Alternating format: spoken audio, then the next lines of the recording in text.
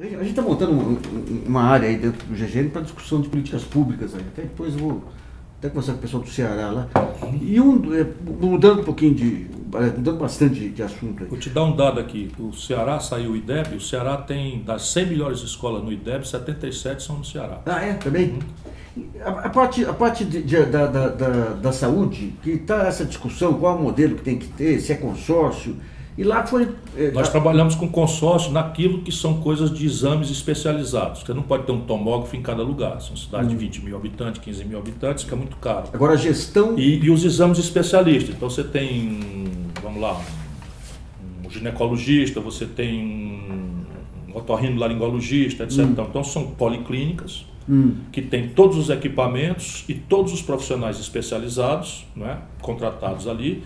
E quem administra é um consórcio e cofinancia, o Estado paga metade, a outra metade é paga pelos municípios e ninguém vai para a fila. 100% das pessoas são referidas às policlínicas com o posto de saúde mandando. Agora, o que me disseram lá, que é uma lei que vocês aprovaram lá, que outros consórcios falharam, porque na crise, inclusive, os municípios deixaram de bancar. E lá vocês conseguiram aprovar uma lei que vai o desconto direto para a proteção do consórcio. Na verdade, a gente fez a lei, nós fazemos um contrato com os municípios. De novo, nada substitui a autoridade. Né? Nada substitui a autoridade. Então, eu fui secretário de saúde, porque o CID expandiu dramaticamente a rede, por exemplo, implantou 20 UPAs e, ao mesmo tempo, elas não funcionavam. Porque havia dificuldade, Ministério Público dando em cima do que não tem a ver, não sei o que, então ele pediu para eu ir lá resolver o assunto.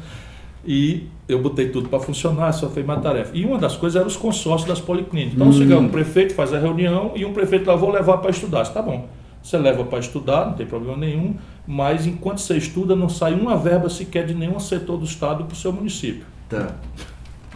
Se não tiver uma coordenação, você está... Porque, repare, as pessoas não têm compromisso com o povo. É muito fácil você ter, sabe, o conforto dos acordinhos dentro de gabinete e tal. Difícil é você brigar com o gabinete para atender o difuso interesse da população. E o IDEB, quais foram os pontos centrais que garantiram essa melhoria? O IDEB é um índice do desenvolvimento escolar, do ensino básico, que o Ministério da Educação replica todo ano. Então, basicamente, é o nível de aprovação na data certa, na idade certa. Essas são as coisas, repetência, evasão, enfim, qualidade mesmo. Tem uma prova, os alunos se submetem a uma prova de português, de matemática, etc, etc. Então, a nossa turma lá tá bombando, na escola pública, no interior do semiárido do Nordeste. O melhor IDEB do Brasil é a nossa cidade, Sobral. Sobral. Mas vocês conseguiram massificar isso? O prefeito agora de Sobral, o ex-prefeito, foi convidado pela Fundação Lema, que está muito interessado em educação, para trabalhar com ele, está mandando treinar nos Estados Unidos. Então vamos pegar um pouquinho. A questão de gestão aí que você está falando, você tem que ter clareza sobre o que pedir, o que induzir, o que comandar. Agora você tem que ter um trabalho, se você tem uma queda de receita, você tem que ter um trabalho de como que eu faço a mesma coisa com menos receita e isso. Eu queria que você analisasse um pouquinho, se você tiver conhecimento maior, sobre o que está acontecendo no Espírito Santo, que era apresentado como modelo, e o ajuste fiscal consistia exclusivamente em corte de funcionários. Porque, de novo, né, você, lá no Ceará, a gente vive em permanente esforço fiscal. Lá não é nenhum paraíso, não. A gente vive com uma dificuldade imensa. Mas eu, quando fui governador, por exemplo, vivi tempos de vacas gordas. Então, tempos inflacionários gigantes. E aí, como a inflação no Brasil não era uma doença da moeda, mas uma espécie de tributo, eu sei bem o que eu falo, porque, olha aqui, eu, quando assumi, chamei os funcionários e fiz um grande acordo. Né? Não tem mais greve, não tem mais confusão, vamos criar um coletivo de negociação, eu próprio vou participar do coletivo e tal. Há limites, vocês são 2% da população, eu não vou entregar 100% da receita, mas vou discutir e haverá uma prioridade de duplicar o salário dos professores e melhorar o salário da saúde, papapá e tal, e da polícia. Essas 3 prioridades aqui eu vou tocar devagarinho e tal. E aí acabamos fazendo um acordo, o reajuste da principal despesa do Estado passou a ser trimestral, automático, reposição de 100% da inflação. E eu criei, por lei, uma conta única e determinei a hospedagem dessa conta única no banco público. Por quê? Porque uma das grandes formas de roubar, inclusive aqui em São Paulo na época, e muito tempo depois também, é porque o Código de Contabilidade do Brasil é muito antigo, vive de partida dobrada. Botou 100 no 1º de janeiro, tirou 100 no 31 de dezembro, tudo certo. Isso. E, na verdade, a inflação... Né, o ex-ministro Saulo Ramos usava isso para justificar a compra de bens, aqui, prédios da Avenida Brasil. Essa jogada é antiga. Então, o que é que eu fiz? Eu hospedei a conta do Ceará, criei uma conta única, 100% do saldo caía numa espinha vertebral e aplicada com 100% da CDI. E aí a receita financeira do Ceará passou a ser rival das duas outras principais receitas, que eram o ICMS e o Fundo de Participação. Olha só. Né? Eu fiz coisas assim. E aí, como sobrava dinheiro, eu botei 27% livre para investimento, tirei 3% todo mês, calado com a corretora do banco, e fomos ao mercado e compramos 100% da dívida imobiliária do Ceará. Com 20, 15, 12 anos de antecedência. Sabe que período que foi esse? 90, 94. Você imagina, naquela época com a inflação louca, eu esterilizei 100% da dívida imobiliária do Ceará. Olha só. Na época. Então o Ceará, desde essa época, vive mais ou menos equilibrado. Né? Nós estamos equilibrados e tal. Mas não brincamos não. O imposto sobre a herança do Ceará passou de 4% para 8%. E qual foi a reação lá do... A gente conversa, discute, enfim. Mas agora morreu um grande cearense, nós arrecadamos R$500 milhão. Meio milhão? R$500 milhão. Seria muito dinheiro em São Paulo. Qual que era o nome daquele guru de vocês lá na Federação das Indústrias? Beniveras. Beniveras. Morreu. Esse morreu faz tempo também. Morreu. Como é que você interpreta essa perda da... O Beni era um velho comunista. Era velho comunista? Velho comunista, vendedor de panela, virou um executivo extraordinário, depois ele próprio virou empresário e foi muito importante na formulação da consciência política do Tasso Gereissati, na minha também. Como é que explica essa perda também de dimensão, de projeto de país, de industrialização dos próprios empresários industriais hoje? Na minha opinião, eu tenho conversado muito com muitos empresários com quem eu tenho o privilégio de confraternizar aqui em São Paulo e no Brasil, mas assim, na minha opinião, existe e essa fresta está se agravando, portanto é um momento acredito, de potencial andar do Brasil. Nesses momentos o Brasil anda, né? Na agonia das crises, dos conflitos, a gente acaba andando. O que está acontecendo? Quando o cidadão, penso eu, quando o cidadão está na roça, está no balcão do comércio ou está na indústria, no chão da fábrica, ele sente claramente que está tudo errado e reclama. Porém, ele, quando ele tira um excedente qualquer, ele hospeda no banco e ganha uma fortuna. E aí ele fica criptoconservador. E ele acha que é possível conciliar duas coisas e começa a reclamar de carga tributária, de custo do trabalho e tal, porque ele perde no juro muito mais do que com isso, mas ganha no juro muito mais do que perde.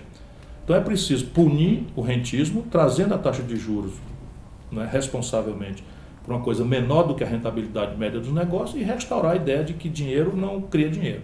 O que cria dinheiro é trabalho, é produção, é uma associação entre quem trabalha e produz. Acho que o Brasil está maduro para passar um projeto dessa natureza. Então, e quem são os atores aqui? Você tem algumas faculdades de direito, algumas universidades, você tem alguns grupos políticos mais à esquerda, mais desenvolvimentistas, você tem os militares com a indústria de defesa, que tem... Você vai buscar onde... Você tem os industriais que começam a reagir. Eu acredito que o Brasil precisa mudar e a mudança é complexa, mas se precisar de reduzir a uma palavra, nós vamos voltar a crescer. Ponto. Isso quer dizer o quê? Que eu vou desconsiderar inflação? Não. Isso quer dizer o quê? Que eu vou desconsiderar equilíbrio fiscal? Não. Mas o que eu vou dizer é o seguinte, o objetivo estratégico é crescer, e eu vou administrar as consequências, as contradições, as tensões, os riscos a isso inerentes. Não é assim, por mais que choque a quem está nos ouvindo, não é assim que o Brasil é tangido desde Fernando Henrique, do segundo governo Fernando Henrique. De uma madrugada macabra, em que o Fernando Henrique engana o Chico Lopes, dentro do Palácio da Alvorada, avisa o Chico Lopes que não vai mudar aquela maluquice de câmbio que vai flutuar dentro de uma banda diagonal endógena, esse país tem sofrido. O Chico Lopes vende a informação privilegiada, bichada, para o Mark e Fonte Sindan, e o Fernando Henrique, nas costas do Chico Lopes, opera um banco central privado em casa com Armínio Fraga.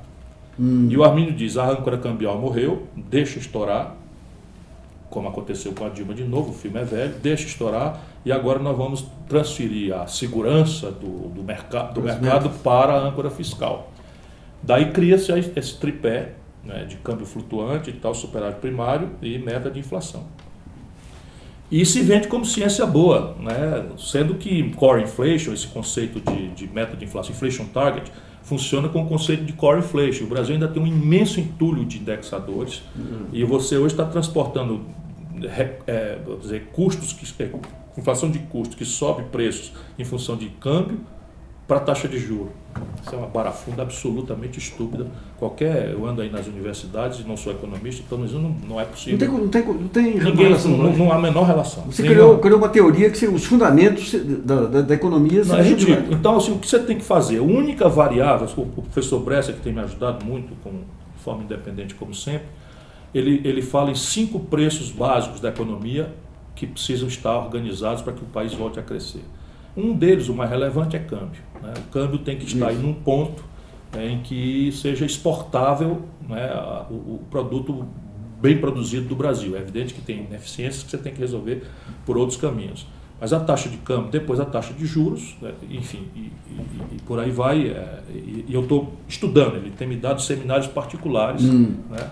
No sábado, até na sua própria residência me recebe, já me levou na Fundação Getúlio Vargas 2 vezes, já tenho na Fundação Getúlio. Estou procurando, tive na Unicamp, e estou conhecendo e estou vendo muita gente com muita ideia boa. Sim. De que o país pode perfeitamente se desvencilhar dessa interdição estúpida que vem. Então, só para sintetizar, o seu negócio é o seguinte: bola para frente, crescer. Então, crescer por onde? Que é isso? Indústria. Qual indústria? Primeira indústria é aquela por onde o Brasil está esvaindo bilhões de dezenas de bilhões de dólares ao estrangeiro. Então, complexo industrial do petróleo e gás. Qual é o sentido de um país como o Brasil vender petróleo bruto e comprar derivado de petróleo caro em dólar? Então, qual é o problema? De verticalizar toda a estrutura de refino e tal, e derivar daí uma indústria de polímeros e, enfim, toda a indústria de petroquímica que deriva. Isso é enriquecedor. Por que isso aí é uma obviedade? Porque o Brasil hoje está com um déficit na conta de petróleo de 25 bilhões de dólares. Então é queda e coice. E é um ciclo virtuoso se entrar numa dinâmica de substituição de importação, sem perda nenhuma de eficiência, porque o dinheiro já está indo. Um outro você já mencionou, o complexo industrial da defesa.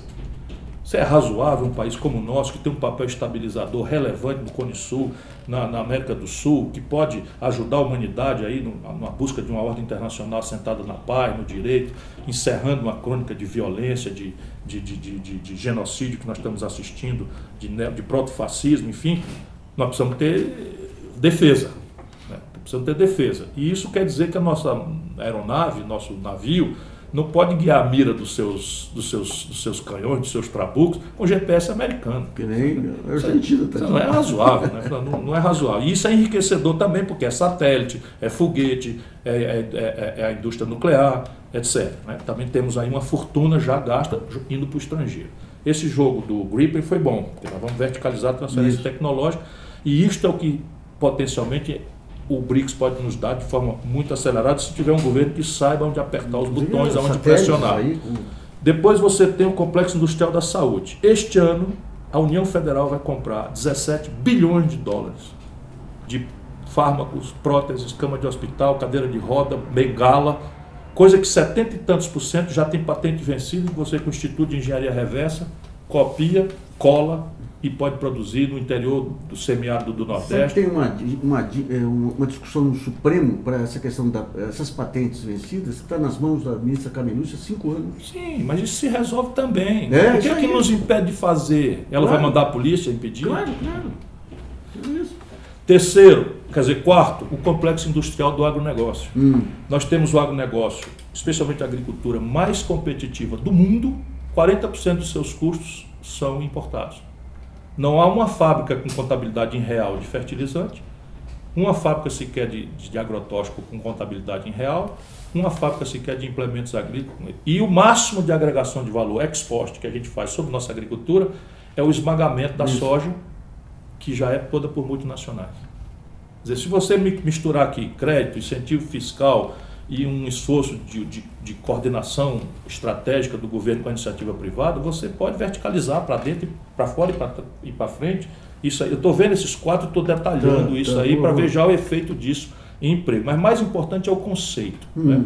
Para isso nós vamos ter que trabalhar com um câmbio que estimule uma cultura de parcimônia, de investimento, de poupança, de produção. É o preço central.